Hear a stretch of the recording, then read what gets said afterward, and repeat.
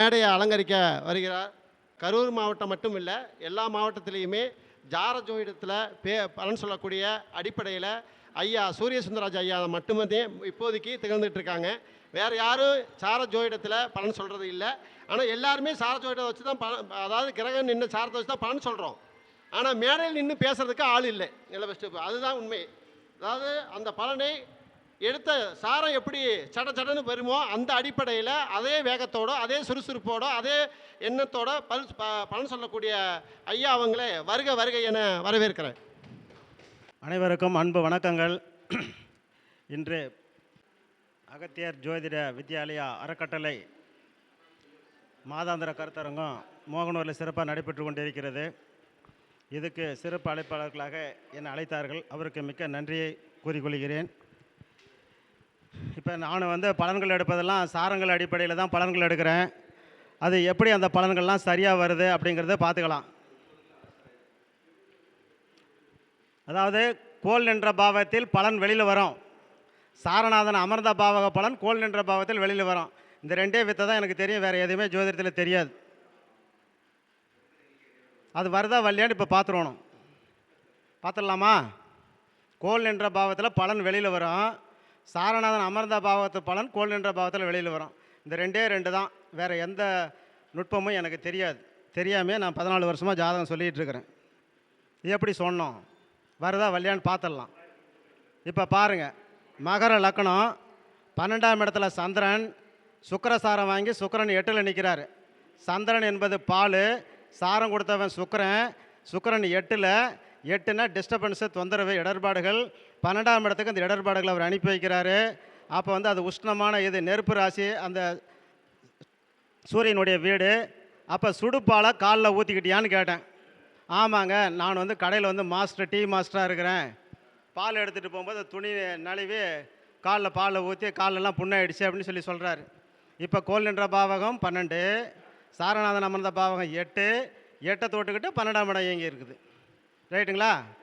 அதே மாதிரி இது துலா லக்கணம், விருச்சக லக்கணம் 11ஆம் இடத்துல ராகு பகவான், அவர் சந்திரசாரம், சந்திரன் 9ல். இப்போ ராகு 11ஆம் இடங்கிறது நமக்கு கெண்டக்கால், சாரம் கொடுத்தவர் பாதகத்தில் இருக்கார் சந்திரன். அப்போ கோல் நின்ற பாவகம் 11, சாரநாதன் அமர்ந்த பாவகம் பாதகம் அங்கே காலுக்கு வந்துருச்சு. ராகு கேதுனாவே வீக்கத்தை குடிக்கக்கூடியவங்க. இப்போ அது நீர் ராசி, நீர் அதிகமாக சுரந்து கால் பெரிய லெவலில் திம்முன்னு இருக்குதான்னு கேட்டேன். ஆமாங்க, அது மாதிரி தான் இருக்குது. அதனால் கீழே படுத்துக்கிட்டு மேலே சேரை போட்டு கால் வச்சுக்கவங்களாம் ஒரு 2 மணி நேரம். அப்புறமேல அந்த கால் வீக்கம் குறைஞ்ச பின்னாடி தான் வெளியில் எங்கேயாவது நடக்கிறதுனா நடக்க முடியுமா? இதுக்கு என்ன பண்ணலாம் அப்படின்னாங்க. சுரக்காய், நீர் வெளியேற்றக்கூடிய பொருள் சுரக்காய் தான். அது அதிகமாக சாப்பிட்டிங்கன்னா நீர் வெளியேறிச்சுன்னா உங்களுக்கு சரியாயிடுமான்னு சொல்லியிருக்கிறோம். நம்ம வைத்தியம் அவ்வளோதான், அதுக்கு மேலே ஆங்கில மருத்துவத்துக்கு போய்க்கோட்டோம். இப்போ நான் பலன் சொன்னது கோல் நின்ற பாவத்தில் பலன் வெளிவருகிறது. சாரநாதன் அமர்ந்த பாவத்தினுடைய பலன் கோல் நின்ற பாவத்தில் வெளிவருகிறது. இதை பற்றி தான் இப்போ நம்மளுடைய பேச்சு. சரிங்களா? அதுக்கு அடுத்ததாக லக்கணம் தனுசு லக்கணம். தனுசு லக்கணத்துக்கு 9ஆம் இடம் இதில் மீன லக்கணம். மீன லக்கணத்துக்கு 9ஆம் இடம் அப்பா தனுசு வராரு. இப்போ தனுசுக்கு 10ஆம் இடம் சூரியன் மேசத்தில் நிற்கிறார். அவர் சுக்கிரசாரம் வாங்கி சுக்கிரனை அங்கேயே நிற்கிறார். அதாவது மீன லக்கணம் 9ஆம் இடம் அப்பா இது விருச்சிகம் வருது. விருச்சிகத்துக்கு 10ஆம் இடம் சிம்மம் வருது. சிம்மத்து 10ஆம் இடம்னா அப்பாவுக்கு தொழில் 10ஆம் இடம். அவர் எங்கே நிற்கிறாருன்னு பார்த்தேன். அவர் காலபுருஷனுக்கு 1ஆம் இடம் மேசத்தில் நிற்கிறார். சாரம் கொடுத்தவர் சுக்கிரன் பார்த்தீங்கன்னா அந்த விருச்சிகத்துக்கு 12 சுக்கிரன் தான் முடி 12ஆம் இடம் இழப்பு. அப்போ உங்கள் அப்பா முடி வெட்டுற வேலை பார்க்குறாரான்னு கேட்டேன். அதே வேலை தாங்க பார்க்குறாரு அப்படின்னா அப்படி. இப்போ இதெல்லாம் இந்த சாரங்கள் அடிப்படையில் போனதுனால தான் இது மாதிரி பலன்கள் சொல்ல முடியுது. இது மாதிரி நிறைய நம்ம சொல்லியிருக்கிறோம். அதனால் நமக்கு கிளைண்ட் நாளுக்கு நாள் இன்க்ரீஸ் ஆகிட்டு இருக்கிறாங்க. அது ஒரு விதம். இப்போ ஒரு போரில் ஒரு ஜாதகம் போட்டிருக்கிறேன். இந்த ஜாதகத்துக்கு உண்டான பலன்களை பார்த்துக்கங்க. இப்போ அவருக்கு 47 வயசு 8 மாதம் 9 நாள். இப்போ 48 வயசு நடக்குது. பார்த்த உடனே உங்களுக்கு கல்யாணம் ஆகிடக்கூடாதுன்னு இன்னும் ஆகலைங்கன்னாரு. அதுக்கு என்ன கணக்கு?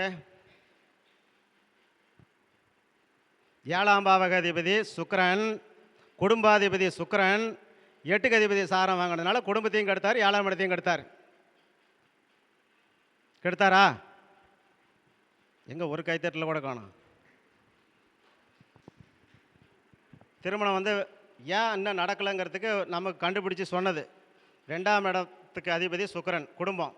7க்கு அதிபதி சுக்கிரன், ரெண்டுமே சேர்ந்து 8க்கு அதிபதி சாரம் வாங்கியிருக்கு. ஆகையினால இன்னும் திருமணம் நடந்துடக்கூடாதுன்னு சொன்னேன். இன்னும் நடக்கலை அப்படின்னு சொல்லி சொன்னார். அதுக்கு அடுத்தது எப்போ நடக்கணும், எப்படி நடக்கணும் அப்படின்னு கேள்வி. நான் இந்த இவங்க இது பரிகாரம் வந்து என்னுடைய பரிகாரம்லாம் வந்து பிரித்து வைக்கிறது தான் என்னுடைய பரிகாரம். மற்ற பரிகாரத்துக்கு நான் போக மாட்டேன். இப்போ இதுக்கு என்ன சொல்லியிருக்கிறேன்னா, ஒரு விதவையை நீ கல்யாணம் பண்ணிக்கோ, உன் வாழ்க்கை நல்லாயிருக்கும் அப்படின்னு சொல்லி சொன்னேன். லைஃப்பில் 5 விதவைகள் வந்திருக்கோம், நீங்கள் வேணான்னு சொல்லிட்டீங்களான்னு கேட்டேன். என்கிட்ட யாரும் அப்ரோச் பண்ணலை. எங்கள் அம்மாக்கிட்ட வந்து கேட்டாங்க. எங்கள் அம்மா வந்து ஃப்ரெஷ்ஷாக தான் கல்யாணம் பண்ணணும், விதவையெல்லாம் கல்யாணம் பண்ணால் அது அபசகணும்னு எங்கள் அம்மா சொல்லிடுச்சுன்னா அப்படி. நீ அபசகனத்தை தான் தொடுறதுக்கு விதியை வாங்கிட்டு வந்திருக்கிற, அதை தொட்டினா தான் உனக்கு கல்யாணம், இல்லைனா கல்யாணம் இல்லைப்பா, கட்டாயமாக நீ தொட போகிற அப்படின்னு சொல்லியிருக்குது. அப்போ 2 டைமு எனக்கு வந்து அப்ரோச் பண்ணாங்க. ஆனால் நான் வந்து எங்கள் அம்மாக்கிட்ட சாட்டி விட்டுட்டேன். எங்கள் அம்மா வந்து முடிவெடுத்தது தான் இதுவரை நம்மளை கல்யாணம் பண்ணாமல் இருக்கிறதுக்கு எங்கள் அம்மா ஒரு காரணமாக சொன்னாலும் அது நல்ல மனசு, நல்ல முறையாக கல்யாணம் பண்ணணும்னு அவங்க நினச்சிருக்காங்க. அவ்வளோதான் அப்படின்னாங்க. இந்த மாதிரி டைவர்ஸ் ஆனது, அதாவது காலபுருஷனுக்கு 7 8 7 தொட்டால் 8 சேக்கடிக்கும். 8ங்கிறது வந்து சட்ட சிக்கலுக்கு போய் டைவர்ஸ் வாங்கினது கல்யாணம் பண்ணலாம். இதுக்கு வந்து சுக்கிரனும் செவ்வாயும் சேர்ந்தாவே நம்ம விதவைன்னு சொல்கிறோம். மொத்தத்திலே ஒரு ஜாதகத்தில் வந்து எங்கேயா இருந்தாலும் செவ்வாயும் சுக்கிரனும் சேர்ந்தா விதவையினுடைய சம்பந்தம் இருக்குதான்னு கேட்போம். இப்போ எனக்கெல்லாம் 4ஆம் இடத்துல வந்து யாருக்காவது செவ்வாய் சுக்கிரன் இருந்தால் உங்கள் வீட்டுக்கு பக்கத்தில் யாராவது விதவை குடியிருக்கிறாங்களான்னு கேட்பேன். இருக்கிறாங்கன்னு சொல்லுவாங்க. அதுக்கு காரணம் வந்து காலபுருஷனுக்கு 7 8 சம்மந்தப்பட்டதுனால கட்டாயமாக 7ஆம் இடம் 8 தொட்டு கணவனை இழந்து இருக்கணுங்கிறது விதி. அந்த விதி இவருக்கு இருக்கிறதுனால அது மாதிரி கல்யாணம் பண்ணிக்கணும்னு சொல்லியாச்சு. அப்புறம் லக்கணத்துக்கு உயிர் கொடுத்தவர் யார்? சூரியன் வந்து 4ல் இருக்கிறார். 9ஆம் இடத்துக்கு 8ஆம் இடம். உங்கள் அப்பா கூட நீ இருக்கக்கூடாதியா அப்படின்னு சொன்னேன். ஆமாம், எங்கள் அப்பா கூட நான் இல்லைங்க அப்படின்னாரு. இறந்து போயிட்டாருன்னு. அப்படி அவர் இறந்து போயிட்டாருன்னு சொல்கிறது ஒன்று, நம்ம கணக்கெடுத்தது ஒன்று. லக்கணங்கிறது உயிரை கொடுத்தவன் 4, 9க்கு 8ல் இவர் உயிர் போய் நிற்கிது. அப்போ அப்பனுக்கும் பையனுக்கும் ஒத்து வராது. சொன்னால் அந்த பாயிண்ட்டு கரெக்டு. அப்போ சூரியனும் சனி 2 பேரும் சேர்ந்துருந்தால் என்ன பண்ணணும்? காக்காய்க்கு சோறு வைக்கணுமா? எள்ளு கலந்து சோறு வைக்கணுமா? அப்பனும் மகனும் பிரித்து வைக்கணும். பிரித்து வச்சோம்னா தான் அங்கே வந்து சரிப்பட்டு வரும். சரிங்களா? 9ஆம் பாவகாதிபதியே குருவு, 8க்கு அதிபதி சாரம் வாங்கியிருக்கிறாரா? செவ்வாய் சாரம். அப்போ அப்பாவும் இவருக்கு சரிப்பட்டு வரல. இது வராததுக்கு இன்னொரு காரணமும் சொல்கிறோம், கேளுங்க. 3ஆம் இடத்துல இருக்கக்கூடிய குரு 8 சாரம் வாங்கினதுனால செவ்வாய் எலும்பு கை ஒடிஞ்சு களத்தில் மாட்டிக்கவாங்கள்ல, தூரி மாட்டிக்கிட்டு இருந்தியான்னு கேட்டேன். என்னங்க வெங்கட்டண்ணா கேட்டோமா? கையில் வந்து தூரி மாட்டிக்கிட்டு இருக்கிற அப்படி. அப்போ சாரங்கள் பலன்கள் சரியாக வருதா வரலையா? அவர் கையை ஒடிஞ்சு தூரி மாட்டிக்கிட்டது நமக்கு எப்படிங்க தெரியும்? சாரத்தில் போனதுனால கண்டுபிடிக்க முடிஞ்சது. நம்ம அவருக்கு அது மாதிரி சொல்லியிருக்கிறோம். வேலை கேட்டார், என்ன மாதிரி வேலை பார்க்கலான்னு சொல்லிட்டு. 10ஆம் பாவகாதிபதி 6க்கு அதிபதி சாரம் வாங்கியிருக்கிறாரு. 6னா அடுத்தவனுக்கு சர்வீஸ் பண்ணுற வேலை. நீ யாருக்கெல்லாம் ஆலோசனை சொல்கிறே எல்லாம் மேன்மைக்கு வந்துடுவானுங்க. சைக்கிளில் போனவங்களாம் காரில் போவான், பைக்கில் போவான். நீ சைக்கிளில் தான் போயிட்டுருப்பேன். சத்தியமான உண்மைங்க, நான் அப்படி தாங்க போயிட்டுருக்கிறேன் அப்படின்னு சொல்லி அந்த மனுஷன் சொன்னார். நேற்று 1:20க்கு ஜாதகம் பார்க்க திருச்சியிலேருந்து வந்தார் அந்த நபர்.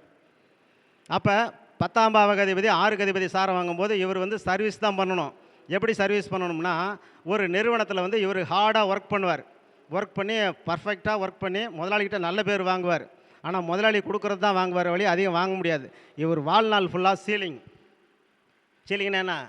இந்த கவர்மெண்ட்டில் வேலை பார்க்குறாங்க பார்த்தீங்களா, அது பூரா சீலிங். 1 லட்சம்னா 1 லட்சம் தான், 1.25 1.5 1.25 தான் ஏறும். சீலிங்கில் போய் மாட்டக்கூடாது. தனியாக சொந்தமாக நம்ம எது பண்ணாலும் அதுக்கு சீலிங் கிடையாது. எவ்வளோ தூரம் வேணாலும் நம்ம உயரமாக போகலாம். 100 கோடி சம்பாதிக்கலாம், 200 கோடி சம்பாதிக்கலாம். ஒரு வேலையில் போய் சேர்ந்துட்டுனா 30,000 தான், 50,000 50,000 தான். அதிலே சாப்பிட்டோம், பேங்க்கில் கொஞ்சம் சேவிங் பண்ணோம், ஒரு சுற்றணும், சினிமா பார்த்தோம், ட்ராமா பார்த்தோம், மகிழ்ச்சியாக இருக்கிறோங்கிறது வந்து லைஃபில் வந்து ஒரு பெரிய ஒரு இம்ப்ரூவ்மெண்ட் வந்து கொடுக்காது. இப்போ இந்த ஜாதகத்தில் தொழிலுக்கு வந்து 10க்கு அதிபதினு சொல்லக்கூடிய ஒரு சனி பகவான் 6க்கு அதிபதி சாரம் வாங்கினால நீ இனிமேல் வேலைக்கு போங்க, சொந்த தொழில் செஞ்சு நீங்கள் லாஸ் ஆகிருப்பீங்கன்னு கேட்டேன். இப்போ 10க்கு அதிபதி என்ன சாரம் வாங்கியிருக்கிறார்? புது சாரம் வாங்கியிருக்கிறாருங்களா?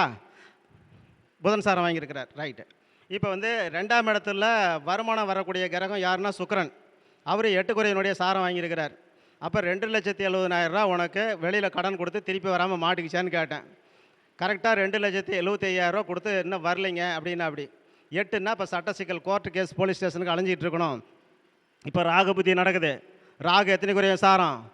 செவ்வாய் சாரம் வாங்கியிருக்கிறாரு, 8க்குரிய சாரம் வாங்கியிருக்கிறாரு. 6, 8 சம்மந்தப்பட்டாவே ஒரு பிரச்சனைகளை நம்ம ஃபேஸ் பண்ணக்கூடிய நேரம். எங்கே போய் ஃபேஸ் பண்ணுது?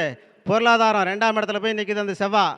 அப்போ கொடுத்த காசு வரலையேங்கிறதுக்காக நீ கோர்ட்டு போலீஸ் ஸ்டேஷனில் போய் நீ கம்ப்ளைண்ட் கொடுக்கக்கூடிய நேரம் இருக்குது. என்ன கொடுத்தாச்சிங்கன்னு அப்படி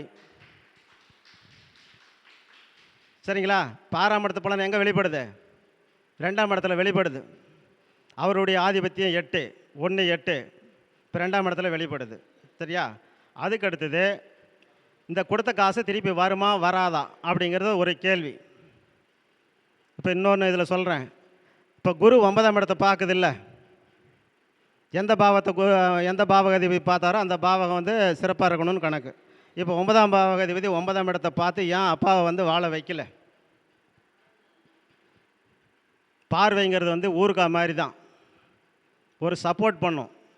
அதை வந்து 100%லாம் நம்ம எடுத்துக்கக்கூடாது. ஆனால் பலன் இருக்குதானா? இருக்குது. அந்த பலனை வந்து நம்ம சொல்லலாம். ஆனால் இந்த இடத்துல பார்த்தீங்கன்னா 9 கதிபதி 8 கதிபதி சாரம் வாங்கினதுனாலையும் சூரியன் சனி சேர்ந்ததுனாலையும் லக்னம் நின்ற நட்சத்திராதிபதி சூரியனாக இருந்து அவர் 4ஆம் இடத்துல 9 கட்டில் போய் நின்றதுனாலையும் இந்த அமைப்புகளை அவர் கொடுத்துருக்குது. அதே அம்மாவுக்கு போங்க, 4ஆம் இடம் கடகமா, 8க்குரிய சனியோட சூரியன் சேர்ந்தால் 8 மாங்கலையும் சூரியன் எரிச்சிருவார்.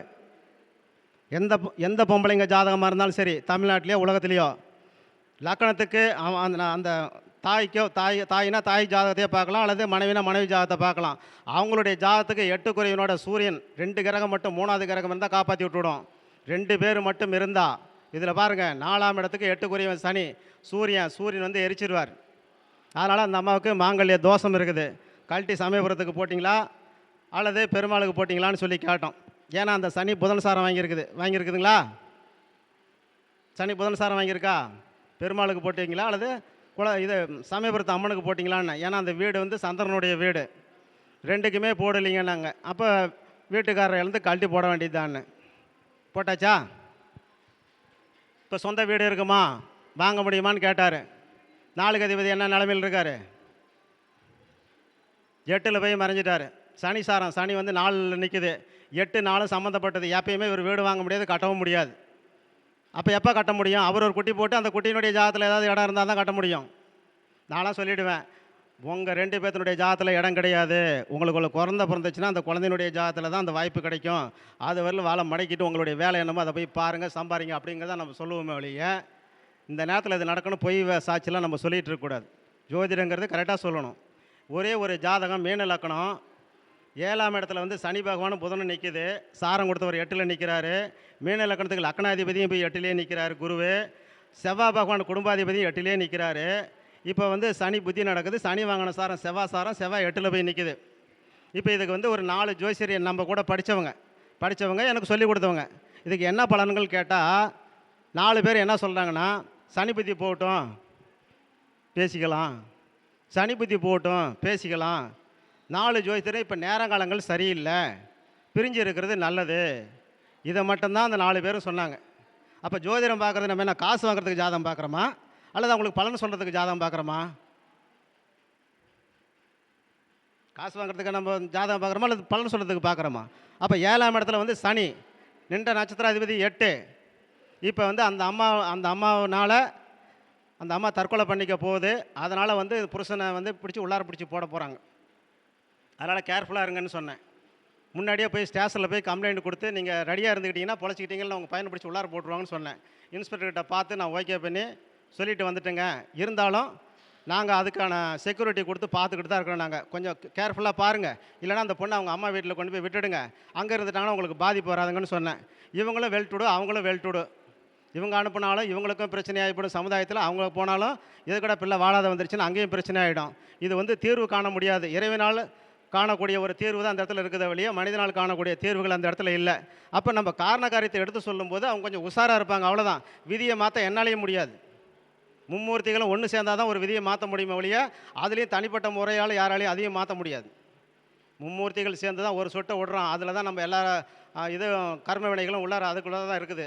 ஒரு அரச மரம் ஒரு சின்ன விதை தான் எத்த பெரிய மரமாகுது. அதே மாதிரி தான் மும்மூர்த்திகள் சேர்ந்தால் ஒரு விதியை மாற்ற முடியும். இந்த விதியை வந்து மாற்றுறதுக்கு இது மாதிரி பிரச்சனைகள் இருக்குதுன்னு சொல்லி நம்ம அவங்ககிட்ட சொன்ன பின்னாடி நான் ஏற்கனவே இது மாதிரி நான் சொல்லி பேசி வச்சுட்டு வந்திருக்கிறேன்ப்பா அப்படின்னாரு. பேசி வச்சுக்கிட்டு வந்தாலும் ஒரு பெண்ணு பாதிக்கப்படக்கூடாது. பெண்ணினுடைய சாபம் 7 தலைமுறைக்கு தாக்கும். அதனால் செக்யூரிட்டி கொடுத்து கரெக்டாக வந்து பார்த்துக்கங்க. இல்லைனா அந்த பொண்ணுகிட்ட தனியாக கவுன்சிலிங் வச்சு ஒரு 6 மாதத்துக்கு அங்கே உங்கள் அம்மா வீட்டில் இருக்குன்னு சொல்லி அவங்க வீட்லேயும் கூப்பிட்டு கவுன்சிலிங் வச்சு பேசுங்க. இதில் வந்து இந்த ப்ரிஸ்டீஜெலாம் வந்து பார்க்காதீங்க அப்படின்னு சொல்லியிருக்கிறேன். சரிங்க, யாராவது 2 பேரை வச்சு நான் பேசி நல்வழிப்படுத்துகிறேங்கன்னு சொல்லிட்டு போய் திருப்பி என்கிட்ட கூப்பிட்டு சொன்னார். பேசி நான் ரெடி பண்ணிட்டப்போ அந்த பொண்ணு 1 வாரம் கழிச்சு அங்கே போய் இருக்கிறேன்னு சொல்லிடுச்சுன்னு சொன்னார். சொன்ன உடனே என் மனசுக்கு ஒரு நிம்மதியாக இருக்குது. இருந்தாலும் எந்த நேரம் வேணாலும் என்ன வேணாலும் நடக்கலாம் அப்படிங்கிறது கணக்காச்சுங்களா? இப்போ இந்த ஜாதகத்துக்கு புரிஞ்சுக்கிட்டீங்களா? 2,70,70,000 ரூபா கடன், 2 குறையும் 8 குறைய சாரம், கண்ணுக்கு பல்லுக்கு வைத்தியம் பார்த்தீங்களா? பார்த்தாச்சு. இப்போ வந்து புதன் தான் நான் கல்விக்கு எடுப்பேன். எல்லோரும் 4ஆம் பாவம் எடுக்கிறாங்க, 5ஆம் பாவம் எடுக்கிறாங்க, 11ஆம் பாவம் எடுக்கிறேன். நான் 14 வருஷமாகவும் எந்த பாவகத்தையும் எடுக்கல. ஒரே ஒன்று புதன் தான். அந்த புதனை பார்த்தேன். கேது சாரம் வாங்கியிருந்தேன். கேதில் கல்வியில் தடை. 10வது படிச்சுட்டு பாலிடெக்னிக் முடிச்சுட்டு 7 வருஷம் கழித்து பிஇ படித்து வேலைக்கு போகணுன்னு சொன்னேன். கரெக்டாக 7 வருஷம் வேலை பார்த்துட்டு தான் திருப்பி அவர் வேலைக்கு போயிருக்காரு.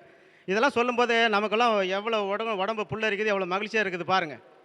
அதே மாதிரி புதன்னா புஸ்தகம், கேது வந்து புதன் சாரம், புதன் கேது சாரம் 2 சார பரிவர்த்தனை வாங்கியிருக்குது. அப்போ உன்னை படுக்கக்கூடிய இடம் 12ஆம் இடம் படுக்கக்கூடிய இடத்துல ஏகப்பட்ட புஸ்தகம் வாங்கி அடுக்கி வச்சுருக்கீங்களான்னு கேட்டேன். எல்லாம் ஆன்மீக நூல்களாக வாங்கி அடுக்கி வச்சுருக்கேன்னு சொன்னார். மகாபாரதம்னா 12 பாவகம், இது ராமாயணம்னா அது வந்து ஒரு 6 பாகம், அப்புறம் ஏதோ பகவத்கீதை அது மாதிரி சம்மந்தப்பட்ட புக்கெலாம் நிறையா வாங்கி நான் வச்சுருக்கிறேங்க அப்படின்னு சொல்லி சொன்னார். இதெல்லாம் நம்ம வந்து ஜாதகத்தில் சொல்லலாம். இப்போ அந்த புதன்கிற வந்து சாரம் கொடுத்த ஒரு 12ஆம் இடத்துல இருக்கிறதுனால தொலைதூர டிஸ்டன்ஸ் எஜுகேஷன் இங்கிலீஷில் சொல்லுவாங்க, தமிழில் தொலை தூர கல்வியை வந்து படிக்கணும்னு கணக்கு. அதனால் பிஇ படித்தது வந்து அவர் டிஸ்டன்ஸ் எஜுகேஷனில் தான் அவர் படிச்சிருக்கிறார். அப்போ ஒரு ஜாதகம் நம்ம சொல்லும்போது இவ்வளோன்னு சொல்லலாம். பூர்வீகம் ஆகுமா ஆகாதான்னு கேள்வி. 5ஆம் இடத்துல இருக்கக்கூடிய புதன் இப்போ வந்து 5ஆம் பாவகாதிபதியை பார்க்கக்கூடாது. கோள் இல்லைன்னா, கோள் தான் வாடகை விட்டுட்டு புதனுக்கு வாடகை விட்டுட்டு எங்கேயோ போயிட்டார, நீ அவரை போய் தேடுற. எந்த ஒரு பாவத்தை பற்றி கேள்விகள் கேட்டாலும் அந்த பாவத்தில் கோள் இருந்தால் அந்த பாவத்தை நிர்மாணம் பண்ணுறவர் அந்த கோள் தான்.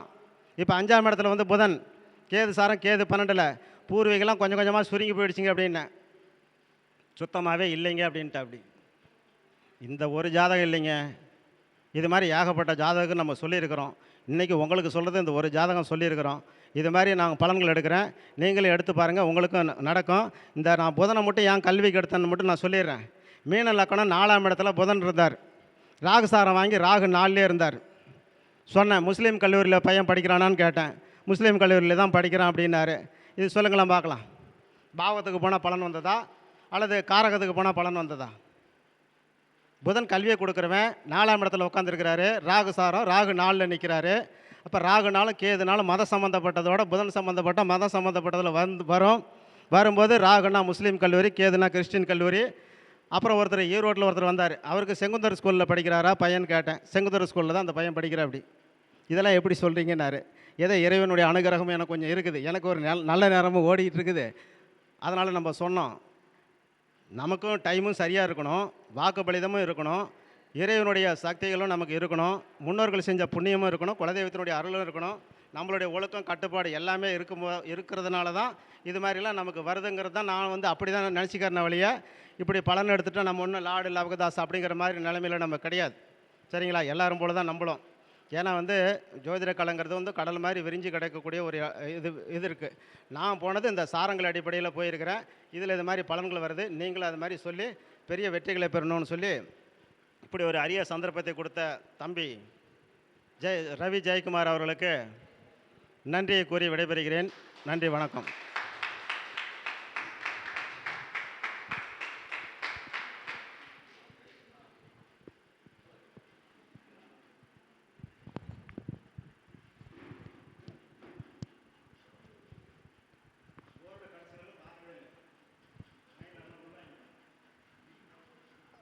சூரிய சுந்தரராஜ் ஐயா சாரத்தை அடிப்படையில் பலன் அருமையாக கூறினாங்க. நீங்கள் கேட்டிருப்பீங்க. மிக அற்புதமாக இருந்திருக்கும். ஐயாவுக்கு பாராட்டு விதமாக சந்திரசேகர் ஐயா அவங்கள வருக என வரவேற்கிறோம்.